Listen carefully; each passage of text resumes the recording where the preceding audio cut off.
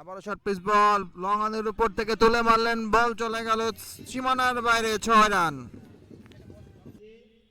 Bowling শুরু করেছেন সিয়াম, পুল করেছেন, বল চলে যাচ্ছে সীমানার বাইরে, 4 রান।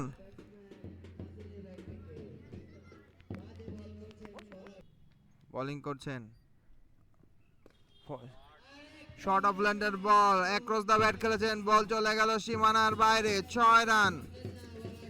টিম অরেঞ্জ দলীয় রানকে দাঁড়ালো 34, কোন উইকেট না হারিয়ে।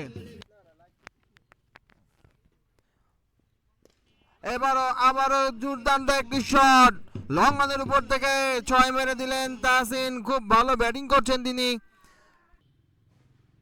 শর্ট অফ লেন্থের বল, এবারও ব্যাটসম্যান দৌড়ে চালিয়েছিলেন, তবে আর রান আউট হতে পারে এবং রান আউট।